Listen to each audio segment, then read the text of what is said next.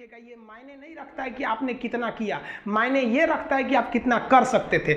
जब लंका में पुल बनाया जा रहा था पत्थरों को जोड़ जोड़कर सीता माँ को लाने के लिए, तो बंदरों के साथ साथ गिलहरियाँ भी वहाँ पत्थर भर रही थी। तो इन सब से कितना पत्थर ही उठेगा। एक बंदर आया तो उठा के फेंक दिया गिलहरी को, भाग यहाँ से, तो इतनी पत्थर बीच में ला रही है। तो मर्यादा पुरुषोत्तम राम के पास वो जाके गिलहरी गिरी, तो गिलहरी को वो प्यार से सहलाए थे ना, तो ऐसा कहा जाता है कि इस पे जो निशान है गिलहरी के पीठ पे वो राम जी का है। राम जी ने उस बंदर को बुलाया और कहा कि देखो तुम इतना विशाल पत्थर उठा रहे हो तो तुम्हारा शरीर भी विशाल है, ये गिलहरी इतना बड़ा पत्थर उठा रही है जितना इसकी क्षमता है।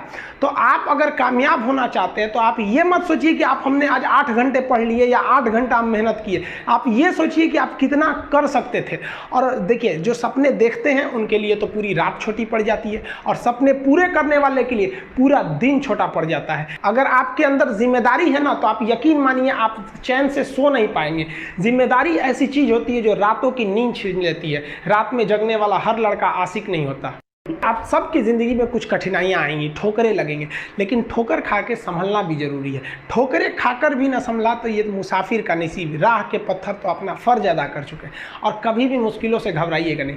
कोको कोला कंपनी जब स्थापना हुई थी तो 1 साल में केवल इसके 25 बोतल बिके थे। कंपनी का दिमाग हिल गया था। लेकिन आज के समय में दुनिया में हर जगह कोको कोला बिकता है, और इसने तो फिजिक्स को उल्टा कर दिया। लोग कहते हैं ठंडा मतलब तो कोको कोला। भाई साहब, ठंडा मतलब वो होता है जिसका टेम्परेचर कम हो, लेकिन इतना भी कहा कि इसके आगे लोग भूल गए कि ठंडा मतलब कोको कोला नहीं होता है, ठंडा मतलब वह चीज जिसका टेम्परेचर कम है। इसलिए परेशानियों से कभी मत घबराइएगा। आगे बढ़ने के लिए तकलीफ का होना जरूरी है, क्योंकि छांव आते ही इंसान के कदम रुक जाते हैं और धूप में कभी कदम नहीं रुकते हैं। ज़रूरी नहीं कि हर चीज़ आपको किताबें और यूनिवर्सिटी में ही पढ़ाया जाएगा। बहुत से चीज़ें हैं जो आपकी खाली पेट और खाली जेब सिखाएगी, जो आपको कोई टीचर नहीं सिखाएगा। कहते हैं जरा सी छेद क्या हो गई मेरे जेब में, सिक्कों से ज़्यादा तो मेरे रिश्तेदार गिर गए। लाइफ में सबका स्ट्रगल होता है। हम लोग के भी लाइफ में बहुत तकलीफें आई थी। ज़िंदगी में इतने तकलीफ देखे कि अब अगर तकलीफ नहीं होता है तो तकलीफ होता है। ज़िंदगी ने उस मुकाम पर लाकर छोड़ा है जहाँ पसंद तो बहुत कुछ है लेकिन चाहिए कुछ भी नहीं।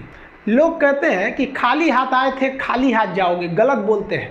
लोग भले खाली हाथ आते हैं, लेकिन जब जाते हैं तो अपने साथ कुछ संस्कार, कुछ यादें छोड़ जाते हैं। एपीजे अब्दुल कलाम खाली हाथ तो आए थे, क्या खाली हाथ गए? हमारे जितने देश के लोग हैं उन देशवासियों के लिए एक प्रेरणा के स्रोत बन गए हैं। लेकिन अगर आप खाली हाथ आते हैं और खाली हाथ चले जाते हैं तो आपका पुरुष योनि में जन्म लेने का कोई अर्थ ही नहीं बना। अपनी मंजिल को भुला कर जिया तो क्या जिया, है दम तुझ में तो उसे पाकर दिखा। लिख दे खून से अपनी कामयाबी की कहानी और बोल उस किस्मत को कि है दम तो मिटा के दिखा। इसलिए कभी किस्मत को मत कोसिएगा, अपने हौसले से अपनी कहानी लिखिएगा। पसीने की स्याही से जो लिख